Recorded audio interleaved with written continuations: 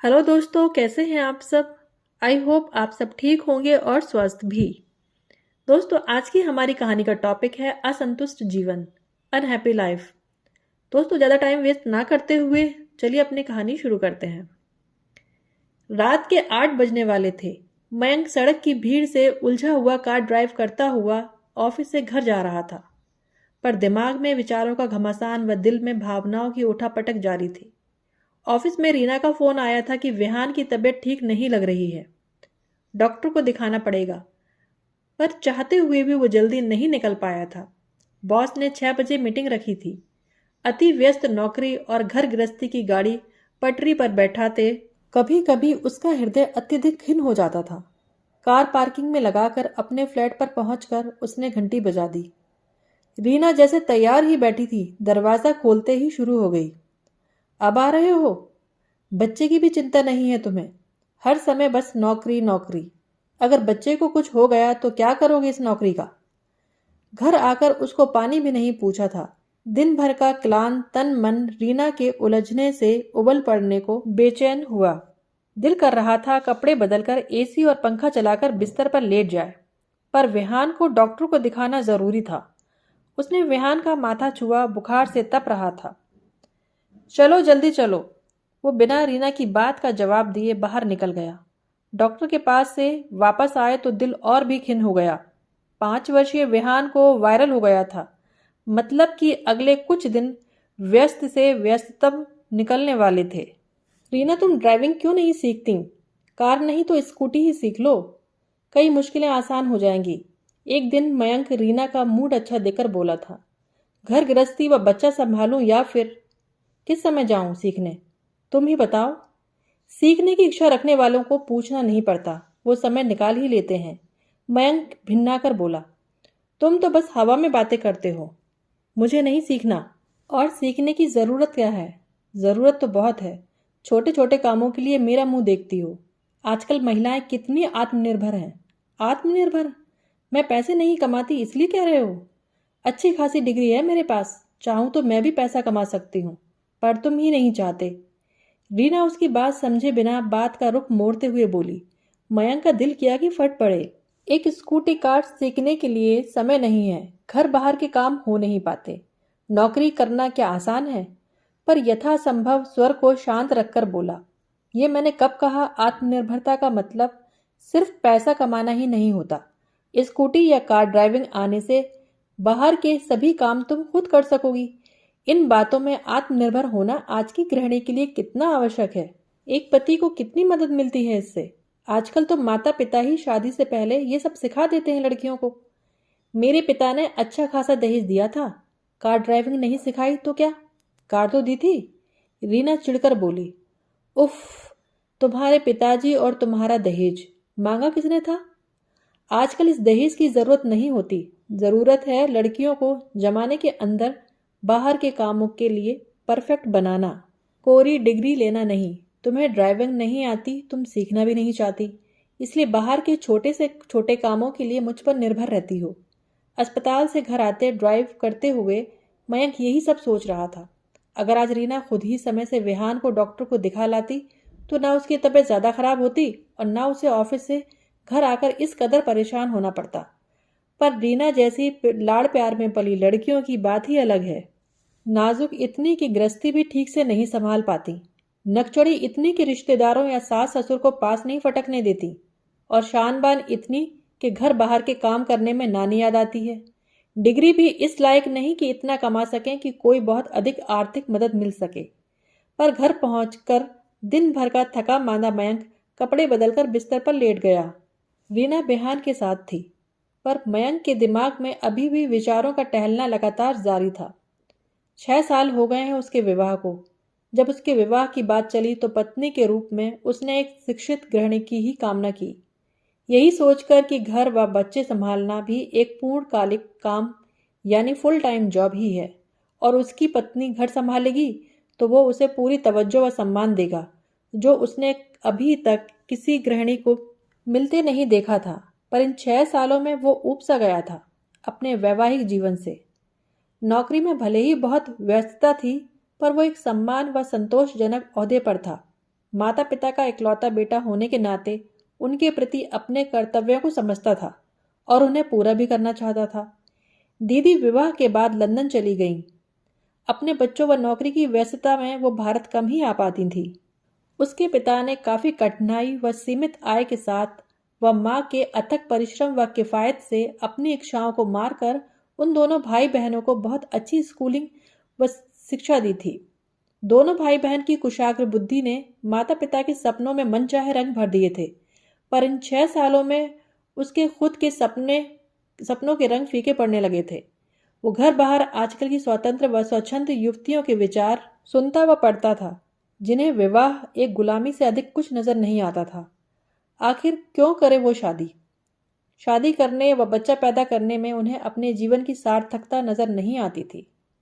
लेकिन जब वो अपने जैसे युवकों के बारे में सोचता है तो पूछना चाहता है कि उनके जीवन की कौन सी सार्थकता है शादी करने में? क्यों करे शादी? क्यों पिसे वो गृहस्थी की चक्की में? अच्छा कमाते हैं तो क्यों ना रहे स्वच्छंद अपनी इच्छा अनुसार? क्यों बने कोलू के बैल? क्यों बांधे गले में घंटी? पिछली पीढ़ी तक क्या हुआ इस फालतू की बहस में वो पढ़ना नहीं चाहता था, पर आज के समय में शादी को अधिकतर लड़कियों की नज़र से ही क्यों देखा जा रहा है? लड़कों की नज़र से क्यों नहीं सोचा जाता? लेकिन किसी से कह नहीं पाता था। अपने दिल में उबलते इन विचारों को माता पिता ऋषिकेश के पास एक छोटे से गांव में रहते थे। रिटायरमेंट के बाद पिता अपने गांव के घर में ही रहने चले गए थे। दोनों भाई बहन की शिक्षा दीक्षा के बाद वो शहर में अपने लिए एक अदद छत बनाने के लायक भी नहीं बचा पाए थे। वो अपने असहाय माता पिता को अपने पास रखना चाहता था, लेकिन रीना को उनका स्थायी तौर पर रहना पसंद नहीं था। वो हर महीने एक निश्चित रकम उनके लिए भेजना चाहता था, तो रीना 10 खर्चे और गिना देती और वो सोचता ही रह जाता कि क्यों होती है अधिकतर लड़कियों की ये शिकायत कि वो शादी के बाद अपने माता पिता की देखभाल नहीं कर पाती। क्या अधिकतर लड़के कर पाते हैं? लड़कियां तो फिर भी भावनात्मक दबाव बनाकर अपने मन की करा लेती हैं, पर घर बाहर व नौकरी में उलझा पति धीरे धीरे इन बेकार के विवादों से कन्नी काटकर अपने ही रिश्तों के प्रति उदासीन होने लगता है। अगले दिन उसे ऑफिस से छुट्टी लेनी पड़ेगी क्योंकि विहान की तबीयत बहुत बिगड़ गई थी और वो रीना को अपनी जगह से उठने भी नहीं दे रहा था। शाम को उसके बचपन का दोस्त मनीष उसका हालचाल पूछने आ गया। दोनों दोस्त साथ साथ बैठकर एक दूसरे को अपना दुखड़ा सुना रहे थे। यार तेरा अच्छा है तूने नौकरी पेशा लड़की से शादी नहीं की। बातचीत के दौरान मनीष बोला। अरे यार इसमें अच्छा क्या है? तेरी पत्नी नौकरी वाली है, कम से कम इतनी आय तो हो ही जाती है कि तू अपने घर वालों की थोड़ी मदद कर सके। मैं तो चाहते हुए भी नहीं कर पाता हूँ। तो मैं कौन सा कर पाता हूँ? सीमा की नौकरी किस काम की? आमदनी अठन्नी, खर्चा रुपया। जो कमाती है उस पर सिर्फ अपना ही हक समझती है, अपने शौक में मौज मस्ती पर खर्च करती है और अपने माता पिता भाई बहन पर खर्च करना अपना अधिकार समझती है। पर मैं ऐसा नहीं कर सकता, मुझे तो पूरी गृहस्थी चलानी है। सीमा से सलाह लिए बिना अपनी मर्जी से अपने घर वालों पर खर्च भी नहीं कर सकता और ना ही उन्हें बुला सकता हूँ। सीमा हंगामा खड़ा कर देगी, लेकिन उनके घर वाले जब तब आ धमकते हैं, मेरे मूड की परवाह किए बिना। सीमा उनकी खूब आवभगत करती है। आखिर घर और किचन पर तो पत्नी का पहरावा हक होता है, फिर कमाती भी है। मनीष व्यंग से मुस्कुराया। इससे तो अच्छा था नौकरी ना ही करती और ठीक से घर संभालती। अब तो नौकरी करके रौब झाड़ती है। एक तुम ही थोड़े ना थक कर आए हो। अब उससे कोई पूछे, चलो नहीं थकता, मैं छोड़ देता हूँ नौकरी, मैं संभालता हूँ घर, पर उसकी तनख्वाह से पूरे घर के खर्च चल जाएंगे क्या? मनीष एकाएक भन्ना गया। सही कह रहा है, पर रीना चाहे नौकरी नहीं भी करती है, पर इतनी नाजुक लड़कियां तो घर भी ठीक से नहीं संभाल पाती। सब्जी काटने से भी हाथ खराब होते हैं, खाना बनाना भी ठीक से नहीं आता, बस थोड़ा बहुत सुपरविजन ही हो पाता है। शौक दुनिया भर के हैं जिनके लिए पैसा चाहिए। नौकरी के साथ साथ घर में भी उनकी मदद करनी पड़ती है। कभी कभी तो दिल करता है कि भाग जाऊं कहीं। मयंक ने भी दिल की भड़ास निकाली। दोनों दोस्त अपनी अपनी आधुनिक पत्नियों के रवैये से परेशान अपनी बातों में मशगूल थे कि अचानक विपिन भी आ टपका। बचपन से उनके साथ पढ़ा था, पर तेज बुद्धि का विपिन इंजीनियर था। उसकी पत्नी भी इंजीनियर थी। दोनों ने प्रेम विवाह किया था।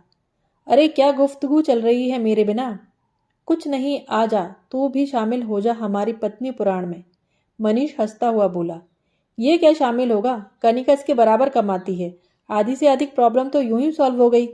परेशानियां तो सब जगह रहती हैं। उनकी बात समझकर विपिन गंभीरता से बोला, मेरी परेशानी कुछ अलग तरीके की है। वो क्या? दोनों दोस्त बोल पड़े। 7 साल होने को हैं, शादी हुए, घर वाले जोर डाल रहे हैं और अब मुझे भी लगता है कि परिवार बढ़ाने के बारे में सोचना चाहिए, पर कनिका के पास फुर्सत नहीं। अब तुम ही बताओ कि बच्चा कैसे होगा? दोनों दोस्त मुंह बाए उसे निहारने लगे। कनिका का क्या कहना है इस बारे में? मनीष बोला, इस साल तो नहीं, उसका यही जवाब। और यही कहते कहते वो खुद 36 की हो गई है। कब सोचेगी? नौकरी की वजह से कुछ सोच भी नहीं पाती और इतनी अच्छी नौकरी छोड़ भी नहीं पाती। तो फिर क्या बच्चा नहीं करोगे? नहीं, मनीष ने आश्चर्य से बोला। हाँ, यह भी हो सकता है, विपिन हताश भरे स्वर में बोला। वैसे कुछ समय से सरोगेसी से बच्चा पैदा करने की बात भी करने लगी है। सुनकर तीनों दोस्त हंस पड़े। ये अच्छा है, आजकल की लड़कियों का। पैसा कमाओ और सब कुछ ऑर्डर कर दो, यहाँ तक कि बच्चा भी। तीनों दोस्त अनायास ही ठाका मारकर हंस पड़े। पता नहीं कैसी जिंदगी हो गई है।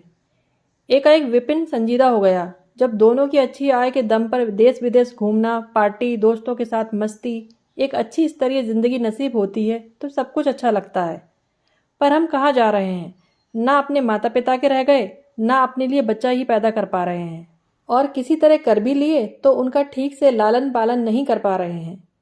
ये तो तू सही कह रहा है यार। विपिन के चेहरे की संजीदगी मनीष के चेहरे को भी संजीदा बना गई। हमारी माओ के समय पत्नियां रोया करती थीं और पति पुराण सुनाया करती थीं। पड़ोसियों को, सहेलियों को, यहाँ तक कि बच्चों को भी, सबको अपने पक्ष में करने के लिए। और हमारी पीढ़ी के पति अब पत्नी पुराण सुना रहे हैं, पर हम किसी दूसरे को अपना दुखड़ा सुना भी नहीं सकते, क्योंकि कहावत है ना कि मर्द को दर्द नहीं होता।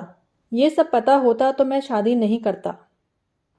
आखिर क्यों करनी है शादी? मयंक झुंझला कर ऊंची आवाज में बोला। पैसा अलग खर्च हो जाता है, आज़ादी भी छिन जाती है, माता पिता रिश्तेदारों से रिश्ता खत्म सा हो जाता है। नौकरी के साथ साथ घर के कामों में भी अलग मदद करनी पड़ती है, और रात को पत्नी को उसकी मर्जी के बिना हाथ भी नहीं लगा सकते।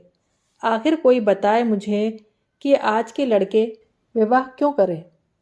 मयंक बिल्कुल भाषण देने वाले अंदाज में बोला। ओए रिलैक्स, तुझे कोई वोट नहीं मिलने वाला है। हाँ, तलाक जरूर मिल जाएगा अगर अंदर रीना ने सुन लिया तो। विपिन उसे शांत करता हुआ बोला। उसके बोलने के अंदाज से दोनों दोस्त कुछ मजबूरी व कुछ खिसियाकर खिलखिलाकर हंस पड़े। हाँ यार, ज्यादा तेवर दिखाओगे तो कहीं नारी शक्ति जोर मार दे और दिन में भी तारे दिखा दे। कुछ भी हो सकता है आजकल तो, मयंक गंभीरता से बोला। और तीनों दोस्त अपनी जिंदगी की इस गंभीर समस्या पर बात करते करते आखिर हल्के फुल्के मूड में आ ही गए। पर तीनों मन ही मन सोच रहे थे कि आखिर इस समस्या से पार पाने का कौन सा उपाय है। जब संतान भी पैदा नहीं करनी है, शारीरिक मानसिक सुख भी नहीं है, तो वैवाहिक संस्था का आखिर क्या औचित्य रह जाता है। तीनों विचार मग्न बैठे थे, तभी मनीष माहौल की चुप्पी को तोड़ते हुए ठाका मारकर हंसता हुआ बोला। अच्छा यार, ये पत्नी पुराण छोड़ और जरा बढ़िया चाय पिलवा। वो भी मुझे ही बनानी पड़ेगी। क्यों, रीना कहाँ है? विहान को सुला रही है, मयंक भी ठहाका मारता हुआ बोला और किचन की तरफ चला गया। वह साथ ही दोनों दोस्त भी।